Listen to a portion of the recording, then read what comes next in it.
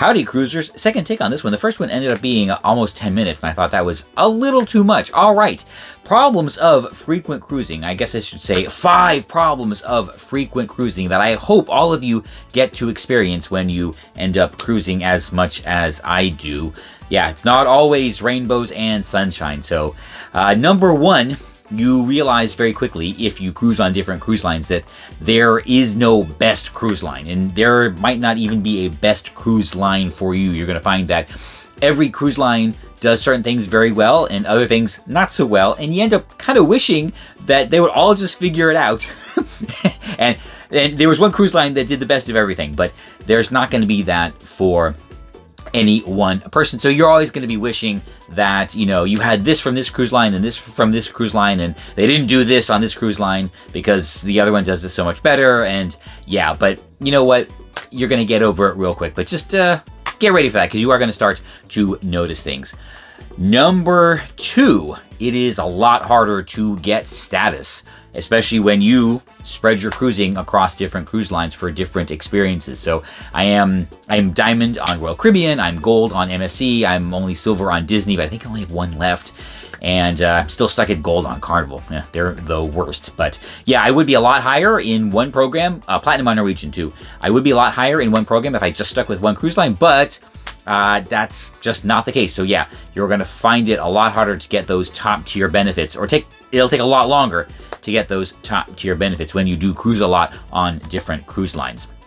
Number 3, I find that I'm self-limiting on spending, and it's because, related to the next one, I question the value of certain things, but, you know, certain things, you know, they're not as special as they used to be. So I figure, why bother to spend it? Or, you know what, I'm not going to go to the steakhouse on this particular cruise line because I know the steakhouse on another cruise line is so much better, and I just don't really want to, you know, spend money here because I'd rather spend it there, even though I would probably enjoy both.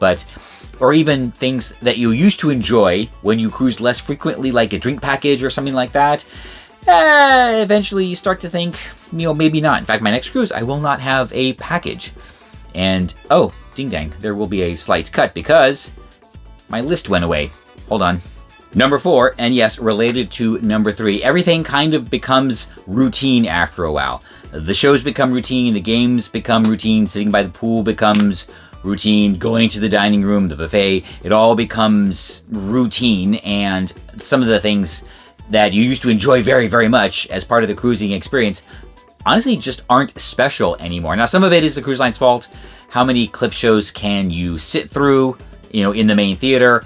So it is different if there's a Broadway production or something like that. But yeah, since there are a lot of commonalities, you know, that the cruise lines do, like trivia, like karaoke and everything like that, yeah, a lot of things can get routine. Karaoke actually, you know what, is something that you can make different by doing different songs. So yeah, I think I will make a video about that. But yeah, after cruising a lot, things do just get kind of like, yeah, again. So be prepared for that and figure out how you're going to deal with it. And finally, number 5, yes, it is a lot harder to stay fit on the cruise ships. And while they all have very well appointed fitness centers, they also have a lot of really good food. So yeah, just be aware of that. I do my best wherever I can. I have showed you the gym on pretty much every cruise line I have been on recently, so there is no excuse. Just go and use it. Just keep up with whatever your routine is. But yeah, when you cruise every month and there's a lot of new stuff to try, like I've been on a lot of new ships and new cruise lines lately, yeah, it is kind of hard, which is why you're kind of only seeing me from here up, because yeah, I still kind of have a little bit left over. I'm trying.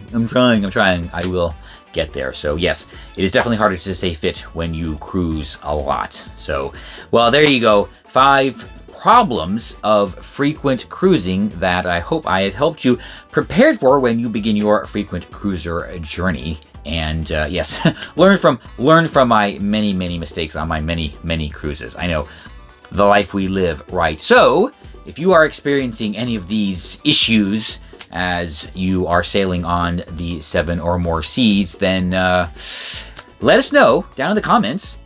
how you have overcome it. Oh, and subscribe. I keep forgetting to say this earlier in the video. Subscribe.